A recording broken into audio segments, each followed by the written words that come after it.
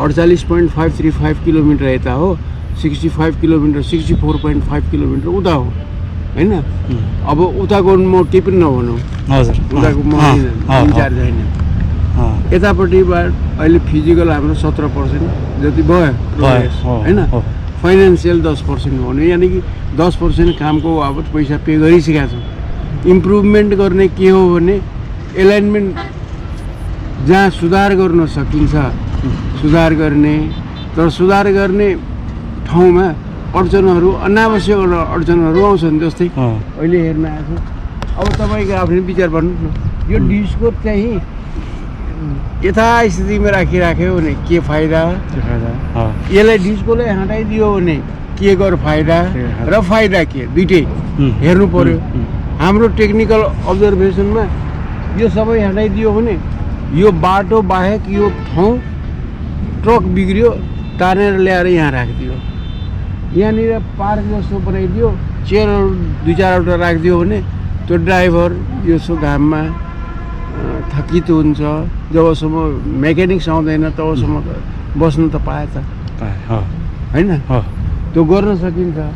तर अब यहाँ डेपो अफिस एउटा छ, नगरपालिका एउटा छ, सडक डिभिजन एउटा छ, यो तिनटै कोअर्डिनेसनमा भइरहेको छैन हाम्रो विचारमा। यो माटो यो लेभलमा सबै निकालिदिने हैन, सबै निकालिदिने मेरो पर्सनल विचार है। यसमा कुनै प्रोजेक्टको पूर्वाग्रही भएर भएन, पर्सनल यो सबै हटाइदियो भने यतातिर जुन स्लाइड जाने छ त्यो पनि रोकिन्छ, स्लाइड जाँदैन र स्लाइड गएर बाटै पुर्यो भने पन्छ्याउनलाई पनि गाह्रो। यति माटो अब छैन, यसमा रुख पनि छैन, केही पनि छैन। समाउने हुनुहुन्छ नि जग्गाले, त्यो समाउने छैन ठाउँ, छैन। अब जाने मात्रै हो, जाने मात्रै भत्किने हो। यसलाई निकालिदिने चाहिने मेटेरियल चाहिँ हामी युज गरौँ हैन। सक्दो सबैको सहयोग भयो भने हुन्छ। अब हाम्रो प्रपोजल जान्छ कि हामी यो थटमा छौँ, अब के हुन्छ भन्न सकिन्न। त्यही पनि मैले रिक्वेस्ट गरेँ थोरै चाहिँ अहिले मात्रै भएको यो जुन प्लानिङको कुरा बाहेक होइन, जस्तै यहाँ यतिसम्म भइसकेको छ र अब चाहिँ भोलिको दिनमा यसरी हुँदैछ भन्ने मात्रै हो। 247वटा कलभर्ट छ हैन, त्यो मात्रै ल एकदम ल हुन्छ। 247वटा कलभर्टमा 100 कतिवटा हामी 30वटा बनाइसक्यो हैन,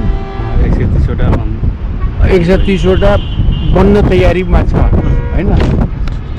त्यसपछि मेजर ब्रिज हाम्रो 6वटा कि 5वटा 9वटामा 4वटा बनिरहेको छ, अरू बन्ने प्रोसेसमा छ, बनेको छैन।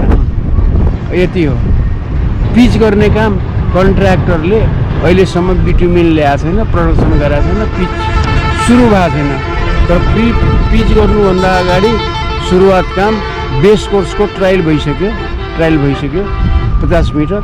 अब त्यो ट्रायल पास भयो भने अकर्डिङली यिनीहरूले बेस कोर्स हाल्दै जान्छ, अगाडि बढ्छ। ल हुन्छ। सरको शुभ नाम भन्नुहोस् न। नरेन्द्र देव, त्यो चाहिँ उसको पनि अलिकति रेजिडेन्स इन्जिनियर सेक्सन 2। ल हस् धन्यवाद है त। ल